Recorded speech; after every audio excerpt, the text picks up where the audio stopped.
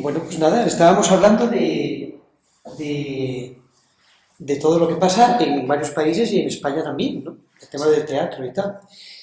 Bueno, lo primero, Esther, Jolín, qué bien que estés aquí otra vez en España, Para mí también. Tengo mucha alegría de estar acá. ¿sí? Porque de vez en cuando vienes aquí y nos inspiras con todo lo que, con toda tu biografía, ¿no? Y experiencia, todo lo que has hecho en Argentina, en Sudamérica y también en España.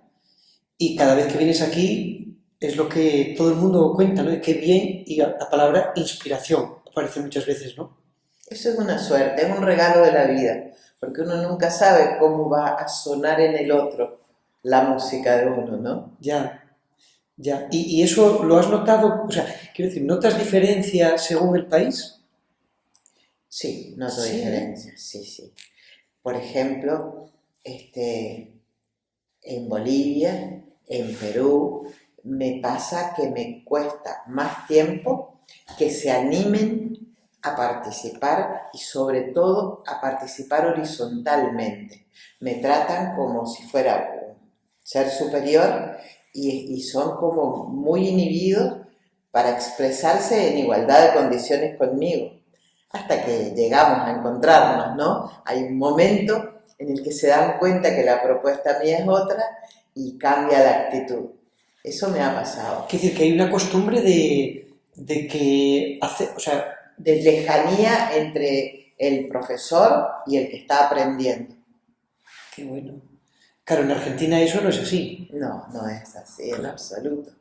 Creemos profundamente en la horizontalidad, por supuesto que siempre hay alguien que escapa a esa norma, pero para nosotros el interaprendizaje, el trabajar juntos, el entendernos, es muy importante. Claro, todo eso que dices, trabajar juntos, no sé qué, bueno, no sé qué, interaprendizaje, esto está escrito en las leyes educativas de España y tal, pero no es verdad. Y cuento que cuando yo fui a Argentina y estuve en tu universidad, debí dar clase y me sorprendió, bueno, me sorprendieron muchas cosas, pero esta muchísimo. El tema de que alguien en la clase preparaba un mate, un matecito, y lo iba pasando a la gente que estaba escuchando, bueno, escuchando, participando en la clase, y todo el mundo lo compartía, pero también tú, en este caso, Claro. el mate, y seguías dando la clase. Esto en España sería rarísimo, increíble. Sí, sí, sí. ¿Y por qué? ¿Por qué crees que es así? Tú que ahora ya has venido a España muchas veces. Y no es una respuesta simple que tenga un solo lado. Yo creo que una sociedad se construye desde muchos sitios, ¿no? Que hay muchos cruces ideológicos en esa construcción y un modo de vincularse. El modo de vincularse le va dando características a cada pueblo. Argentina es más pobre que España, por empezar. La gente más pobre se necesita más pobre en dinero, en muchas cosas yo la veo riquísima a mi Argentina. Y bueno, ese necesitarte más hace que construya cercanía. Y también desde las instituciones escolares se promueve la cercanía, desde el teatro se promueve la cercanía, desde un montón de actividades culturales. Hay muchas actividades culturales, hay muchos recreólogos. Los recreólogos es una carrera Ah, que son expertos en juego. no me digas. Sí, sí. Entonces hay recreólogos en todas, pero se parece a los lives de ustedes, Sí, de la alguna asociación manera. que tenemos Claro, aquí, ¿no? claro, Ah, vale, es como lo que aquí se llamaría animación sociocultural. claro, Ok. Ah, exactamente. vale, vale, vale, vale. Ujú. Pero trabajan desde el juego, ¿no? Trabajamos desde el juego y a veces, por ejemplo, están pagados por un municipio, que sería un ayuntamiento de ustedes, para estar en una plaza. Ah, Y sí. entonces van llegando los niños y juegan con los niños. Y ese jugar juntos va construyendo una manera, ¿no? De estar juntos. Sí, ya, ya, ya. Esto me recuerda a un libro que creo que se llama La vida en juego, ¿puede ser? Sí, No sé si te suena. así me suena mucho. No sé si lo tienes por ahí. ¿Eh? Sí, Este acá está un poco está, preparado. acá está. Mira, lo puedes enseñar, mira, allí mejor. Ok. Sí, La vida en juego, de Esther Trozo, la maestra argentina, que os recomendamos muchísimo. Bueno, esta es la segunda edición ya, ¿no? Esta es como la cuarta, me parece. Bueno, aquí pone Ahí segunda. sí. No, Porque es la que tenías en tu casa. Sí, sí, la que traje ahora era ya la cuarta. Jolines, y eso, muy bien, ¿no? Porque es complicado que los libros tengan nuevas ediciones, al menos aquí, pero un libro de cuarta edición es una fiesta, ¿no?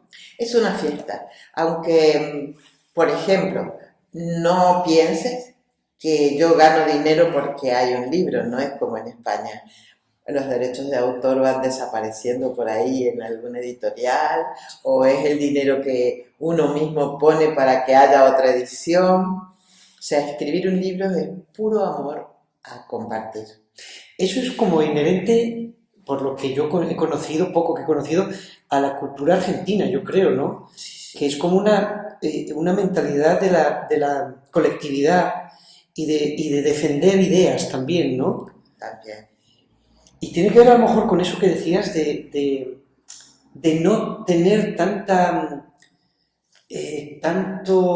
no tenga tanto peso el dinero, ¿no? En la vida de uno, Y que ¿no? no estén tan resueltas las cosas, y que somos un país nuevo. La historia va construyendo los pueblos. Ustedes, Europa, tiene mucha historia atrás, y toda esa historia uno la va trayendo en sus genes, en su genética. Nosotros somos un pueblo bastante nuevo y una mixtura interesantísima, porque somos la mezcla de los que estaban, porque aunque quieran negarlos, nadie descubrió a nadie porque ya estaban, tanto europeo que vino con una capacidad de trabajo y de amor por la tierra, porque eso también es importante de señalar. Muchos de nuestros ancestros, de nuestros abuelos, porque no son ancestros tan antiguos, son los que vinieron sin nada y que entre ellos se ayudaron como pudieron, y que de un pedazo de tierra en el que no había nada hicieron un huerto y vivieron y criaron a sus hijos. Y también, aunque esté absolutamente negado porque somos muy blanquitos, también tenemos en nuestra sangre de los esclavos que trajeron de África, porque hubo mucho africano en Argentina, que en algunos lugares se nota y en otros no. Y ahí, por ejemplo, te puedo contar algo muy triste. En Mendoza, que está al pie de los Andes, no ves gente negra, ni hay en nuestros ancestros gente negra, y cuando preguntas por qué, y porque San Martín, cuando cruzó los Andes para liberar Chile, los que iban adelante, paleando la nieve para que los caballos pudieran, fueron todos negros y se murieron. Esas cosas la historia no las cuenta. ¿Cuántos de esos son héroes silenciosos, no? Y bueno, todo eso hay que enseñarlo también. En esto hay una puja en mi país, una puja de memorias, porque la memoria también es una construcción humana, y entonces hay algunos que quieren borrar de la memoria algunos datos porque prefieren parecer europeos y nada más. Y hay otros que están vivos, que son los hijos de los que estaban, y que están luchando por ser vistos, porque no los sigan invisibilizando. Pues los abuelos fueron allí y en tu caso fue así, ¿no? En mi caso fue así. Mis abuelos son algunos italianos y otros españoles. Claro, ese Trozzo, ¿no? Trozzo. Claro, sí. ¿Tú conoces tu genealogía, Esther? Más allá de los abuelos, conozco poco. Sí. Mis abuelos maternos eran actores de cine mudo y eran cantantes de ópera. Hola. Un universo. Ya. Eh, ¿Tú los conociste? Sí, claro, sí, sí. ¿Y los viste actuar? Vi películas extrañísimas, porque no, raras. Hoy no las vería nadie con un señor tocando piano, porque ¿En directo? ese era claro, había donde pasaban la película, que era muda, claro. Había un señor que tocaba piano y acompañaba lo que ocurría. Qué ¿Y fantástico. tienes esos registros? Y están como muy deteriorados por el tipo de celulosa que se usó en ese momento para filmar, pero los cuidamos. Y tengo, por ejemplo, un libro de 1916 de mi abuelo, que era para los cantantes de ópera, en un papel extraordinario, todo extraordinario, y es muy gracioso. Está escrito en francés y dice, por ejemplo, rostro, triste, más triste, muy triste, tristísimo.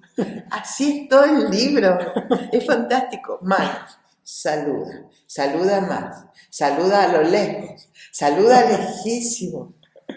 Es fantástico y está dibujado a mano. Creo que es un manual de Es un interpretación. manual, sí, para el cantante de ópera. Qué bueno.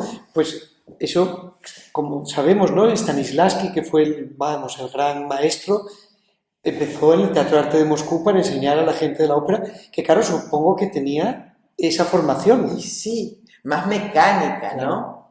Pero que sí descubría la fuerza del gesto, porque si no el cantante cantaba así quieto y no era lo mismo. Claro. Y Y por parte de mi padre, eso, italianos, ¿sí?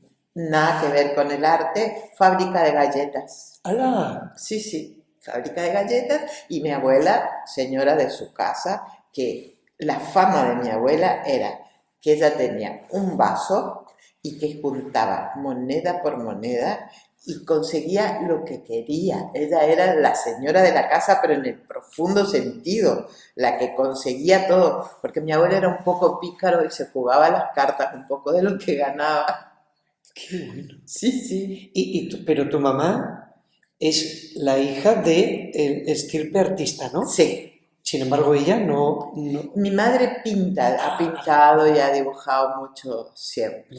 Claro, y mi padre no vendió galletas, fue médico. Ah. ¿Y cómo empezaste en el teatro? Porque fíjate que tú has escrito un montón de libros de teatro y educación, has liderado movimientos en Argentina muy importantes para que el teatro esté en las escuelas y desde los años 90 están las escuelas. En gran parte la labor que tú has hecho, entre otras personas, pero ¿cómo empieza tu relación con el teatro? Por un lado, desde que aprendí a escribir, empecé a escribir algo que sonara. Ni siquiera sabía que se llamaba poesía. Yo hacía que las palabras rimaran.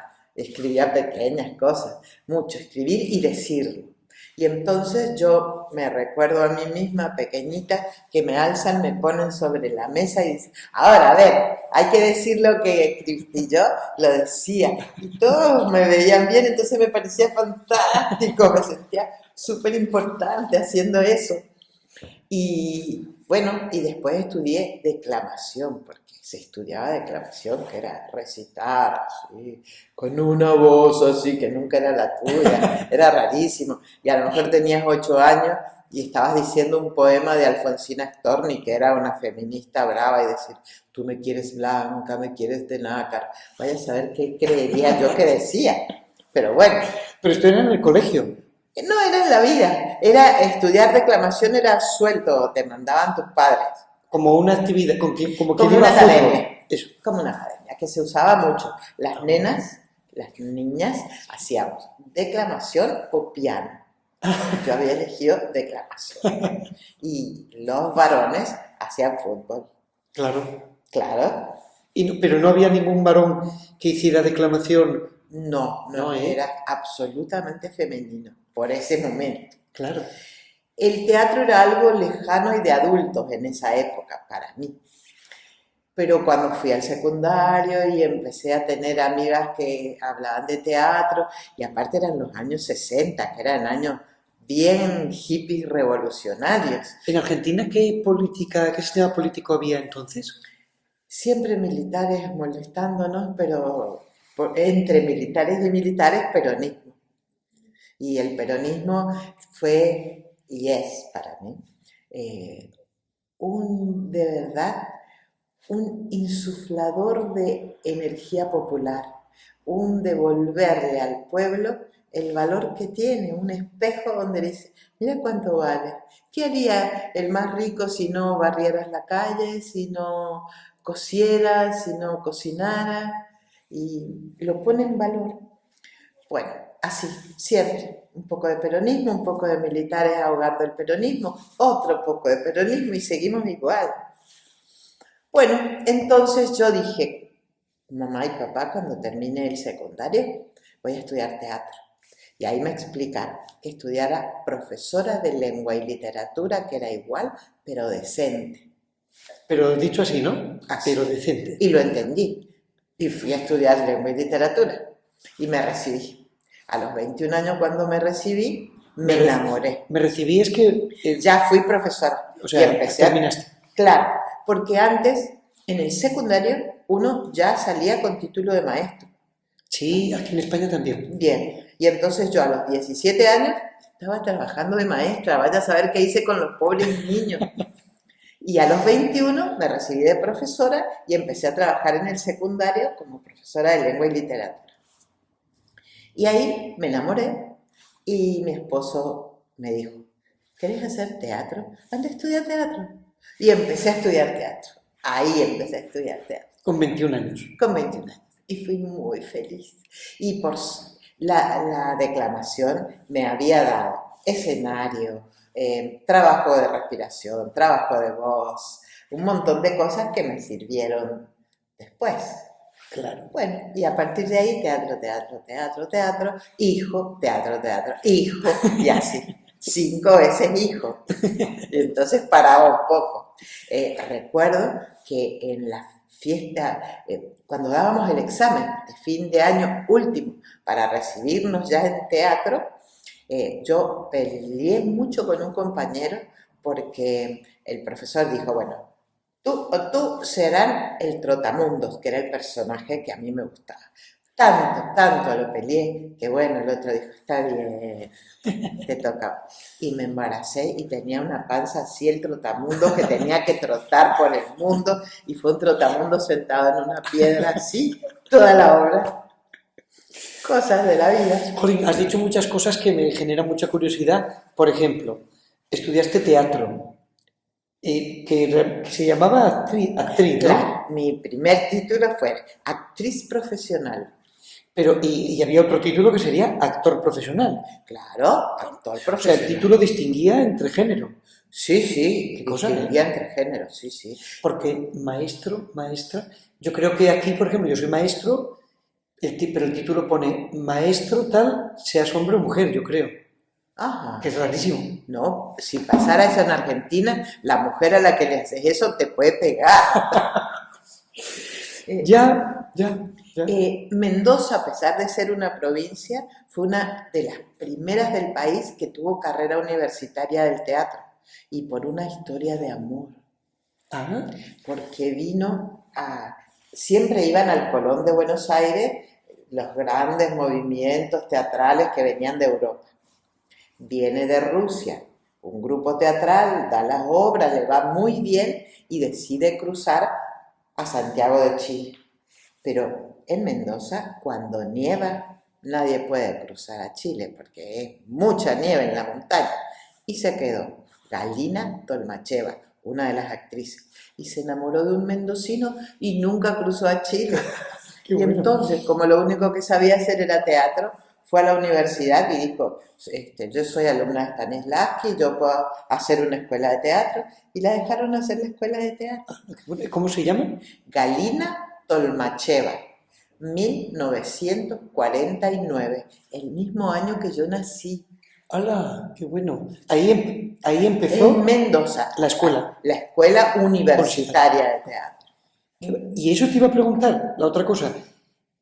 ¿Cuántos años eran? En ese momento eran 3 años. 3. ¿Y qué se estudiaba ahí? Porque supongo que habrá cambiado un montón lo que se enseña ahora, lo que se enseñaba entonces.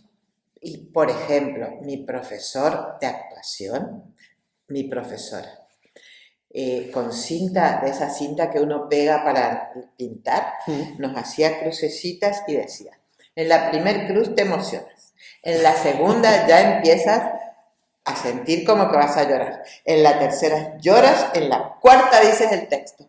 Era como imposible, porque era muy mecánica la mirada. Pero lo mismo, nos daban expresión corporal, nos daban danza, Voz, nos daban ¿no? mucho de voz, canto, nos daban actuación en cámara, porque recién en Mendoza, Ah, recién habían puesto una emisora de televisión de provincia. Y entonces, ¿quiénes iban a ir ahí? Nosotros. Los militares se encargaron de romper todo eso, te aviso. sí, Absolutamente todo, ya no hay una televisión de Mendoza, ya es un enlatado que viene. claro, se compran cosas y se ponen, ¿no? Sí, Ujú. sí, sí, sí, sí. Siempre los periodos militares provocan aculturación, que es como tratar de borrar las raíces, porque pasa igual que con un árbol. Si tiene pocas raíces, el primer viento lo voltea, ¿no? El cortarnos raíces tiene un sentido. Ya, y por centrar en el teatro, ¿qué importancia crees que tiene el teatro para eso? Para que los pueblos conserven, ¿no? Sus raíces, las conserven y también, digamos que las vivan, ¿no? O sea, que no se pierdan, ¿no? El teatro ha sido en Argentina un espacio de resistencia muy, muy fuerte y muy importante. En distintas épocas, distintas cosas. En este momento, por ejemplo, hay un movimiento nacional que se llama Teatro por la Memoria, que solo trabaja por la memoria. Y por la memoria política, y por la memoria social, y por la memoria de la inmigración, y por la memoria de los esclavos, y por la memoria de los indígenas. Y es un teatro hermoso, Sí, ¿eh? que enseña más que la escuela. Claro. Ahí se plantea. Eso como, digamos, como el teatro como espectáculo, ¿no? Pero hacer teatro, ¿qué puede, o sea, cómo puede, qué importancia puede tener para eso? Y lo que pasa es que en Argentina, como te he contado, hay teatro en la escuela. Claro, Entonces, por empezar, ya el teatro empezó a producir una contracultura escolar, cambió un poco la rigidez de la escuela, cambió el tener que estar callado, el tener que quedarse quieto, el tener que trabajar de a uno, el tener que mirar la nuca del compañero en vez de mirarse entre todos, porque llevamos 30 años con teatro. Y el aprender a quererse y cuidarse, querer y cuidar al compañero, es el principio de la memoria. ¿Cómo voy a tener memoria si no me tengo a mí? ¿No? Si no me construyo como persona. Y después trabajamos mucho con el contexto, con lo que los chicos traen. Y en este momento es muy difícil porque tienen en sus cabecitas tanto YouTube, tanto TikTok, que hay una nueva forma de aculturación, de ser de ninguna parte. Muchos niños que hablan como mexicanos, como españoles, porque es lo que más consumen, hablan jugando, pero hablan sí, así. Y entonces desde el teatro no es que se lo prohibimos, lo jugamos y vemos qué pasa, por qué aparece esto, por qué este niño está diciendo, oye, joder, que nosotros no lo decimos así. Y bueno, un poco queda y un poco piensan, pobre profesor de teatro, que debe ser que cuando era niño no tenía TikTok ni YouTube. Es normal, tampoco hacemos magia, pero el teatro humaniza, te despierta en toda tu humanidad y eso te permite tener más antenas paradas para captar la realidad. Es tan confusa y tan compleja la realidad y desde los medios hay tanta construcción irreal de la realidad que ayudar a los niños y a los jóvenes a ver el hoy es complejo. También ayuda mucho, así como el teatro, mucho la literatura para niños y jóvenes, porque está desarmando paradigmas todo el tiempo. Todos los cuentos de antihéroes les encantan, todos los cuentos de antiprincesas les encantan, cosa que yo me imagino a mi niña leyendo eso y me hubiera puesto muy triste porque yo quería que el héroe fuera héroe Claro. y ahora entiendo el valor de educar al héroe cotidiano, al que se levanta todos los días, hace un esfuerzo, va a trabajar, trae a su casa para que los niños puedan comer.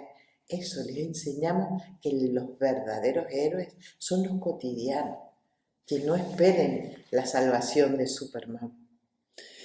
Sí, yo tengo algún compañero, profe, que son gente magnífica y súper implicada, que les he visto hacer proyectos sobre superhéroes y ves cómo los niños y las niñas pues construyen un proyecto sobre el Capitán América.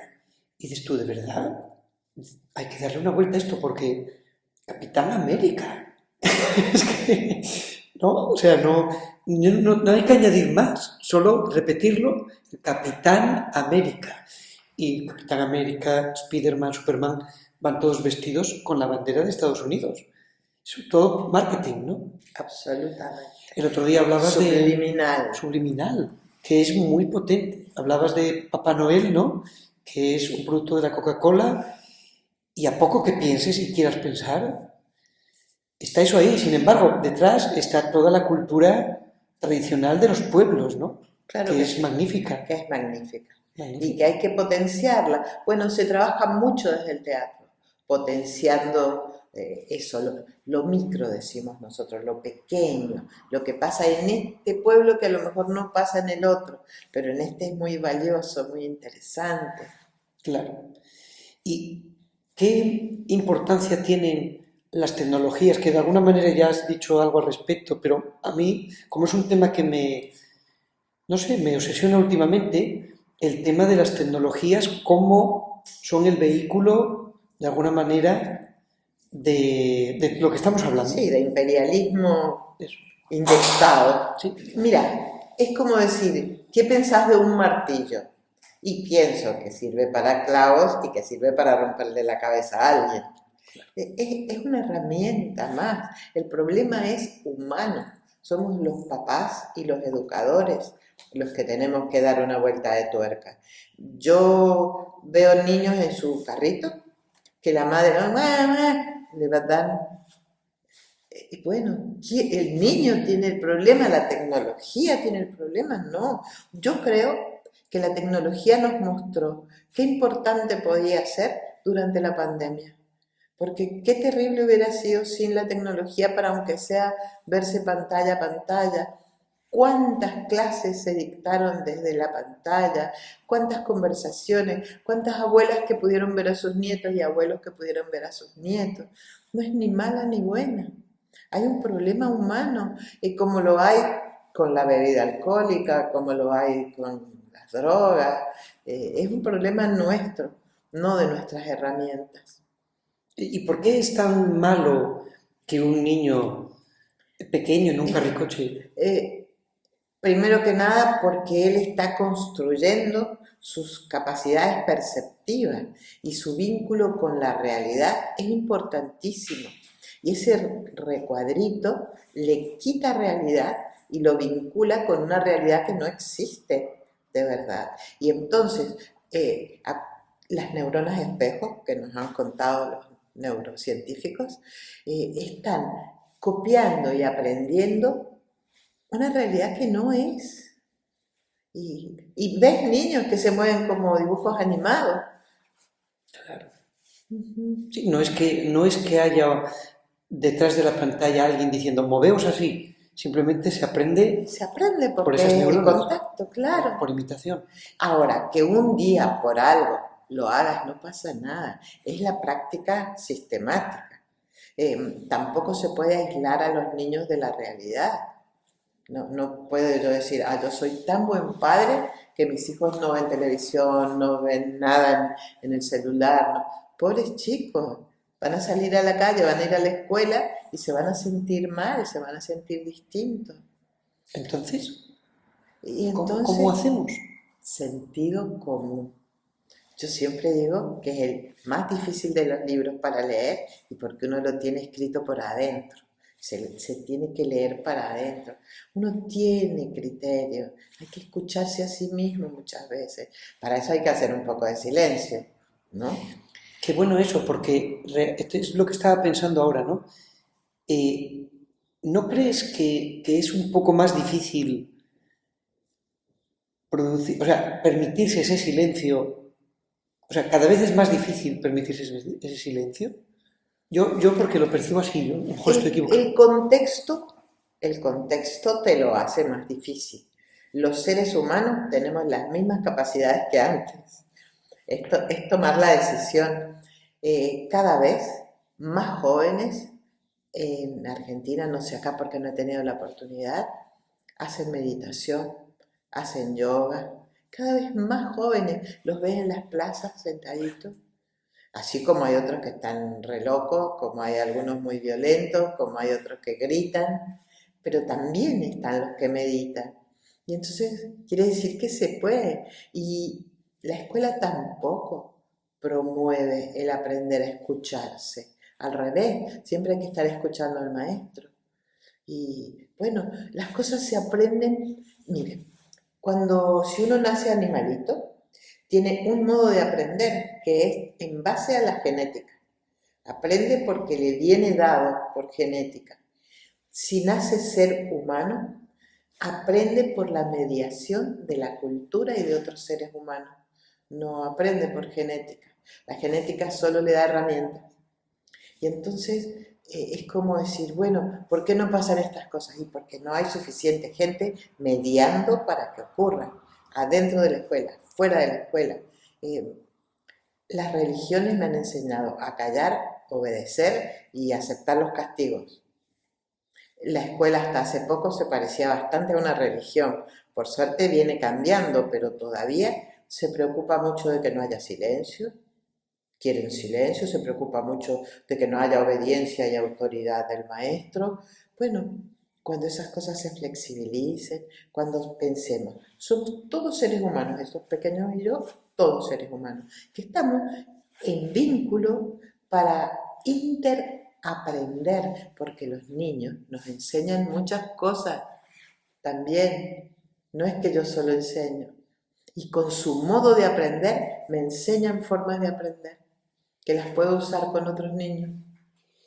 Es muy interesante, Esther, y de hecho me genera dos cosas, no sé, de lo que has dicho, ¿no? La primera es que, claro, yo fui a Argentina y luego a continuación fui a Canadá y era como dos mundos totalmente distintos, como dos ideas de progreso totalmente distintas y a mí me da la impresión de que el desarrollo humano es un péndulo, va hacia un lado, extrema su postura, y entonces como la extrema necesita cambiar, y entonces va hacia el centro, pero claro, como viene en esta tendencia, lo vuelve a extremar, y pienso yo que en algún momento tal se equilibrará.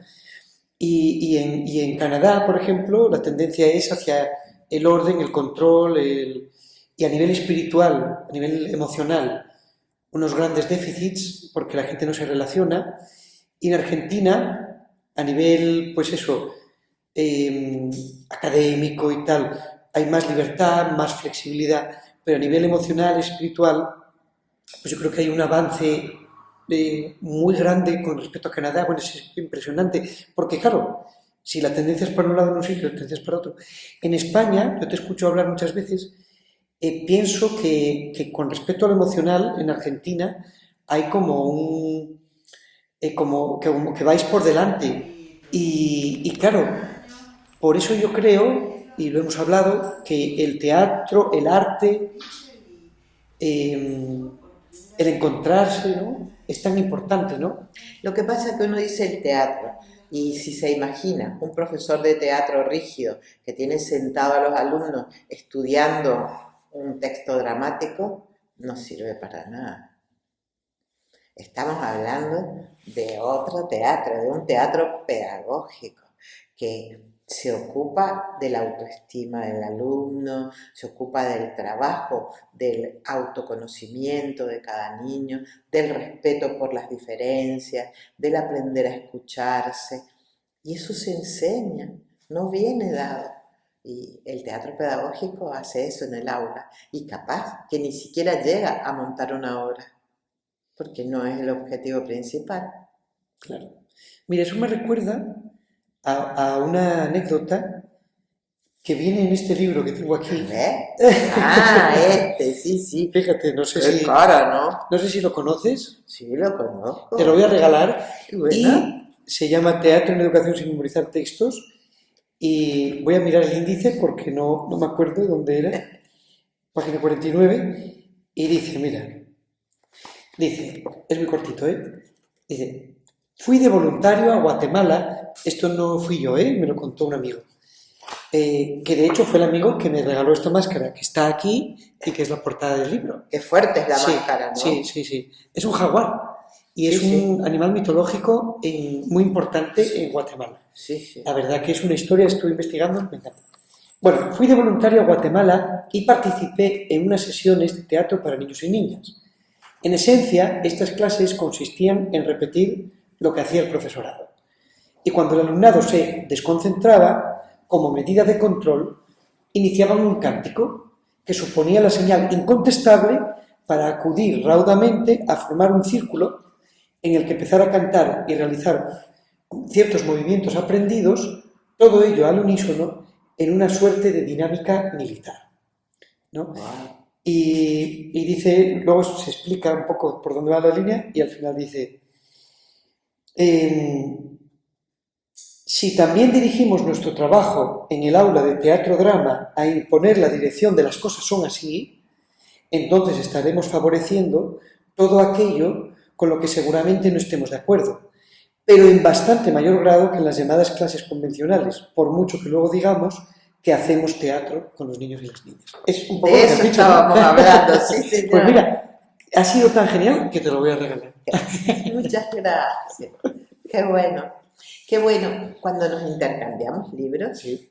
es un modo de abrazo, porque cuando uno escribe un libro vuelca las cosas importantes que tiene y cuando se las otorga a otro es como que lo abrazara. Y cuando hay así como en teatro que estamos abrazando muchos pedagogos teatrales unos a otros, yo creo que eso nos da una fortaleza, porque me parece que nos toca una tarea en este momento, ¿no? Que es de verdad dentro de la educación y en la medida que cada uno pueda influir, ser de verdad un mediador para un mundo con más paz, con más alegría.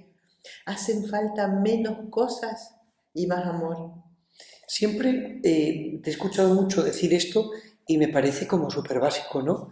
El tema, has dicho, se suele decir, ¿no? Quien menos tiene, menos necesita. Y yo creo que eso, ¿tú lo percibes en España una diferencia con Argentina en esa línea? Sí, como que tienen más necesidades de cosas con las que nosotros ni siquiera vivimos. Sí vive la gente más rica, pero ni siquiera las extrañas porque no te las planteas, no Por están ejemplo, en tu mundo. por ejemplo, Por ejemplo, eh, a ver, ¿qué te podría decir? Por ejemplo, no he visto en ningún lugar que he entrado problemas con la pintura. Está todo perfecto. Quiere decir que pintar no es carísimo. Yo para volver a pintar mi casa y tendría que, no sé, ahorrar un año por lo menos, porque es muy caro. El chiste es, bueno, vende el auto y pinta la casa. Claro, pero por decirte un detalle, en la cantidad de ropa, en que ustedes hay ropa que la desechan en la basura, uno la ve en la basura. sí, Y no solo ropa, veo a veces muebles. sí, Bueno, por ejemplo, si yo ya no usara un mueble, pensaría, bueno, ¿a quién se lo doy que lo necesita? Y primero lo arreglo un poco, tampoco se lo doy roto. Y sigue pasando de uno en uno. No pienso que puedo tirar las cosas. Y en eso, los niños pequeños que van a McDonald's y a ese tipo de lugares donde todo es de plástico y se tira, cuesta un montón que comprendan que no todo se tira. Hay una generación de pequeños que están muy, yo los llamo yanquizados, claro. ¿no? Muy norteamericanizados. Por suerte, por ejemplo, así como están estas grandes empresas, aparece Mr. Dog. que Mr. Dog, de perrito, el perrito, Ah, el dog. Mr. Dog, que es argentino, y entonces cada vez que acá sale una hamburguesa así, acá sale así, y es siempre mucho más barato, y no tiene todos estos chiches, pero sí tiene juguetes o juegos, y los niños comparten juegos y juguetes, y después los dejan y se van. Y es otra cultura, es otra manera de ver el mundo. Y entonces por lo menos tienen la opción. qué importante, ¿no? El tema de concebir así las cosas, ¿no? De no... Porque estaba pensando ahora que aquí hay una empresa muy conocida, que no voy a decir el nombre, IKEA se llama, que es una empresa de muebles, ¿no? Y que, digamos, se basa, yo creo, bueno, yo creo, se basa claramente en venderte muebles que no son para siempre, son muebles que tú, digamos, potencian, y la gente lo dice, y me compro este mueble que es muy bonito en IKEA y dentro de 3 o 4 años lo tiro a la basura y me compro otro. Y así puedo cambiar constantemente en lo relativo a lo superficial y material, ¿no? Porque lo interesante sería cambiar por adentro.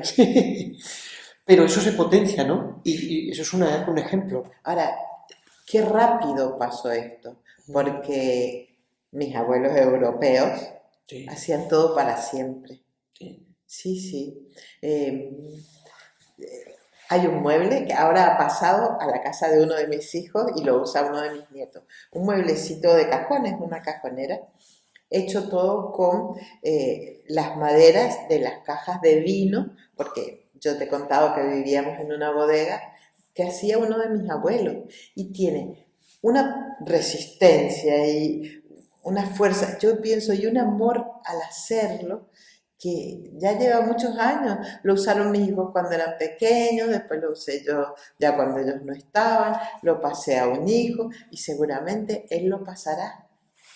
Claro. Y el mueble está ahí intacto, cambia de colores, lo van pintando. Claro, claro. Porque no solo es el mueble, sino es todo lo que representa. Claro. Claro. Yo te conté que aquí en España, antiguamente en las casas, era bastante común tener unos pequeños silloncitos que se llaman descalzadores, Sí. que son como réplicas de sillones grandes, pero muy pequeñito, y que a mí se me ocurrió en la clase con niños y niñas de 7 años, decir, voy a hacer un lugar muy confortable para que ellos lean, porque yo no leo en una silla y en un pupitre, leo en un sillón de lectura, en fin, o en la cama.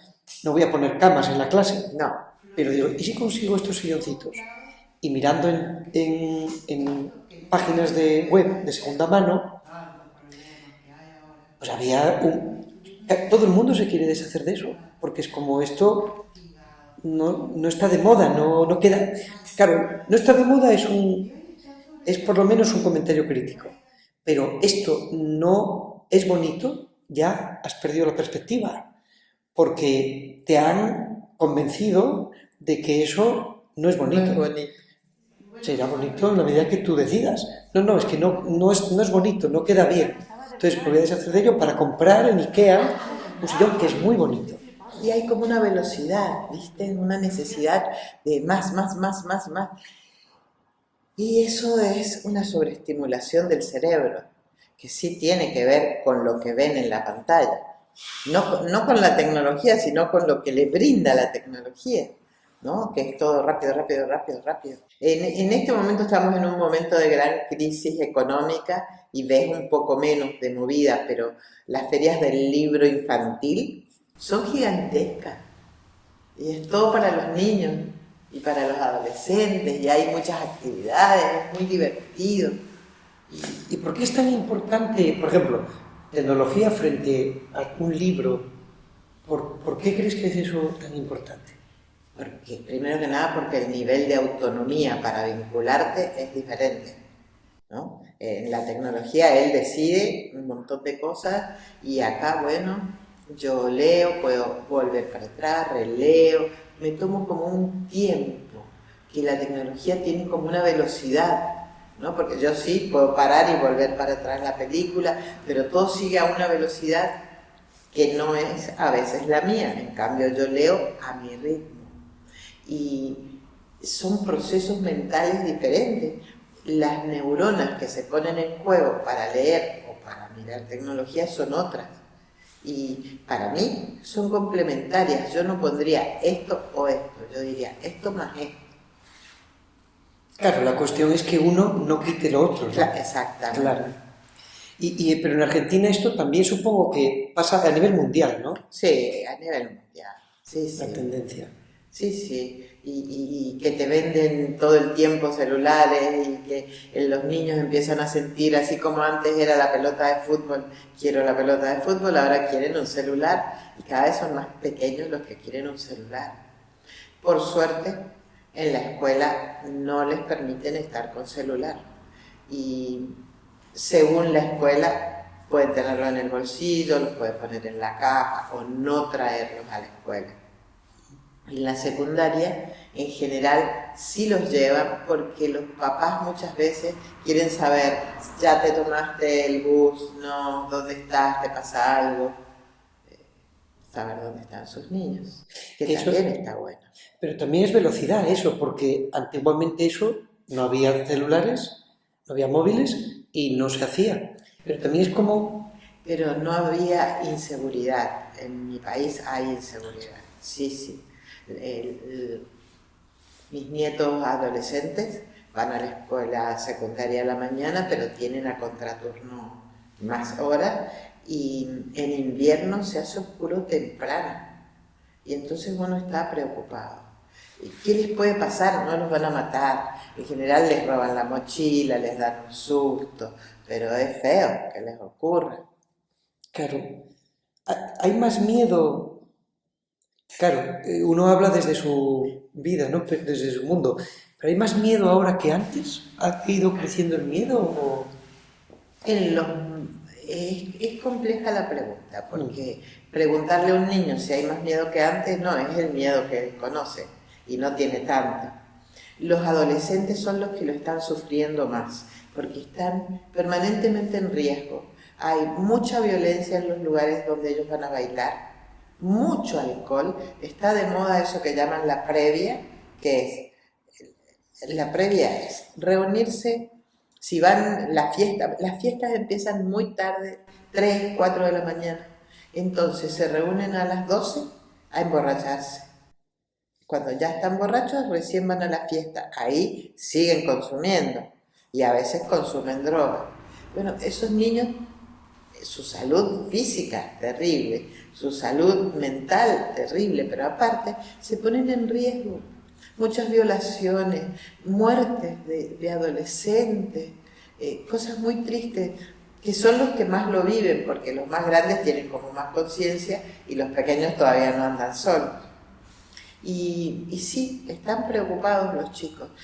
Por suerte han aprendido cómo andar en grupo. Eso tiene una parte buena y una parte mala, porque el grupo también te envalentona. Entonces por ahí, por estar en grupo, agarran a otro pobre y lo muelen a palos, porque total están en grupo. Esa es la parte mala, ¿y la buena? Y la parte buena es que se cuidan unos a otros. Claro.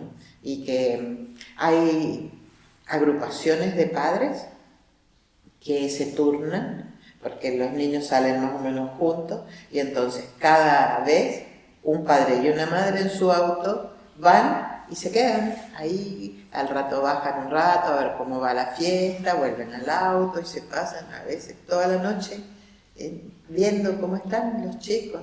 Y los chicos, de saber que hay un padre y una madre en el auto, aunque estén en el auto, se cuidan un poco. Bueno. Mira, ya para casi terminar, hay una cuestión que es la siguiente, que es, tú que has vivido muchos cambios a nivel político y eso genera, yo creo, una visión mucho más amplia que, por ejemplo, yo que nací en democracia y más o menos sigue una línea. Bien, esta tendencia al imperialismo por parte del capitalismo, etcétera, tú que has vivido muchas cosas, ¿qué auguras? ¿Qué piensas que va a pasar? que vamos a estar en lucha mucho tiempo, que es una lucha. Yo no creo que un día, como en los cuentos de hadas, todo esté bien. Cuando hemos estado, desde mi visión, cuando hemos estado en gobiernos peronistas, siempre hemos estado mucho mejor, mucho más cuidados como pueblo, mucho más protegidos. Y cuando hemos estado en manos de gente que en realidad son muñecos de otros, de poderes internacionales, porque hay cosas que son como entendibles, aunque no justificables. Nosotros somos eso que llamaban el granero del mundo.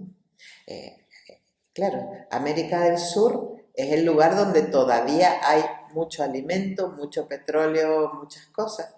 Y entonces, casi instintivamente, los países donde eso ya va escaseando van mirando y tratando de apoderarse. Pero esta es una historia muy vieja, porque cuando San Martín, Bolívar, todos estos héroes latinoamericanos armaron la propuesta, la gran propuesta bolivariana, que era que hubiera monarcas como acá, pero monarcas indígenas, que eran los hijos de esa tierra, siempre se rompió, nunca se logró plasmar al todo, y esta idea de la liberación de cada país va y viene, va y viene. El imperio es tan fuerte y se nota tan claramente en todo. Eh, cuando yo era adolescente, estudié italiano, estudié francés, pero no estudiábamos inglés, para que no nos vinieran a dominar. Hoy todos los niños tienen inglés en la escuela. Bueno, sin querer, el imperio va entrando en sus mentes, van nombrando en inglés cosas que hasta ayer tenían nombre en español. Y eso es un modo de imperialismo, ¿no? Entrar por la cultura. Disney ha culturizado a los niños durante mucho tiempo. Todo este material de antihéroes, antiprincesas, es un anti-Disney en realidad.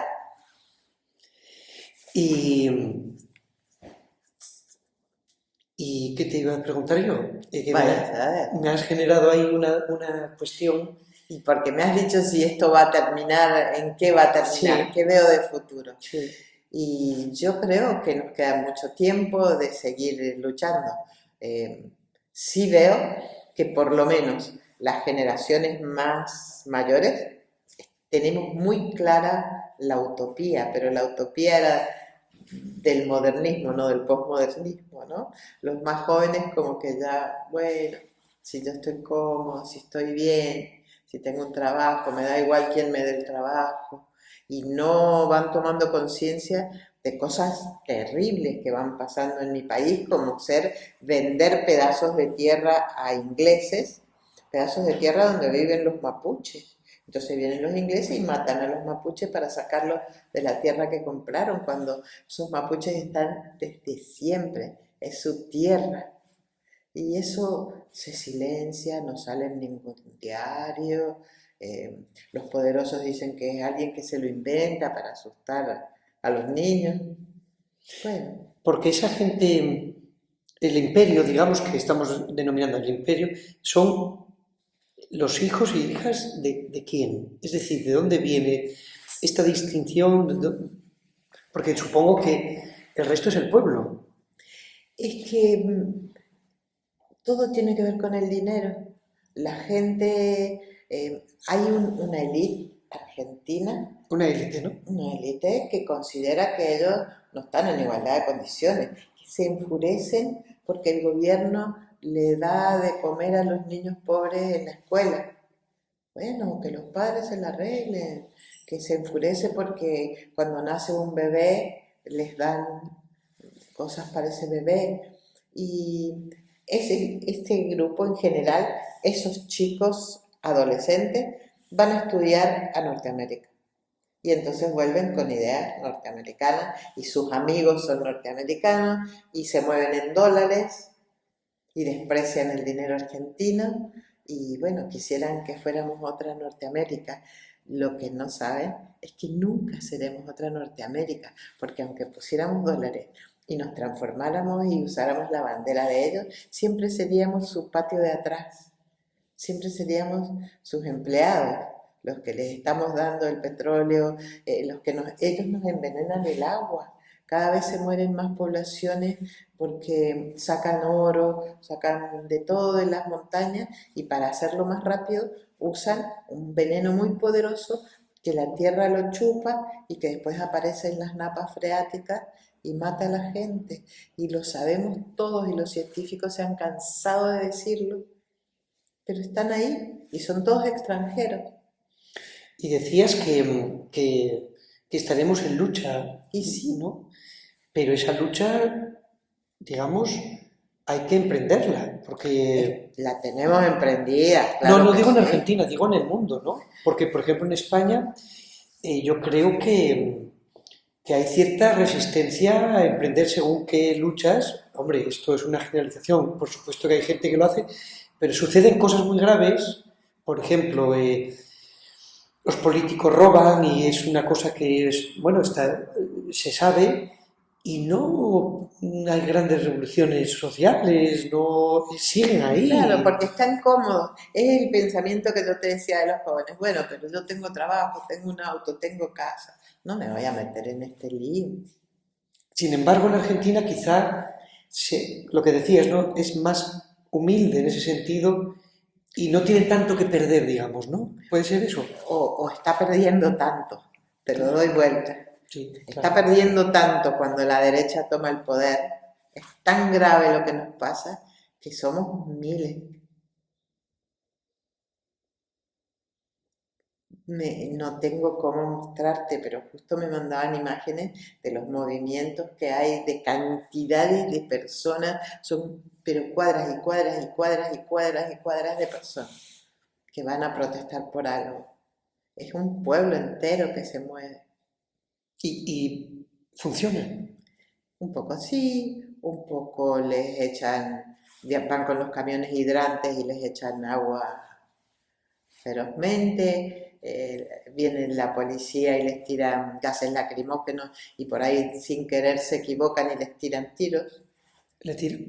Tiros los matan y dicen, ay, creíamos que eran bombas lacrimógenas. Sí. Hemos perdido la capacidad de diálogo y entonces nos matamos, nos hacemos cosas muy terribles. Y el dinero ha tomado un poder, pero ya sus viejos literatos decían, poderoso caballero es don dinero. ¿Y por qué? ¿Qué tiene el dinero que, Y te da poder, te permite y te da placer. que son como Claro, necesidades humanas, ¿no? humanas, Placer sí. y poder. Ujú.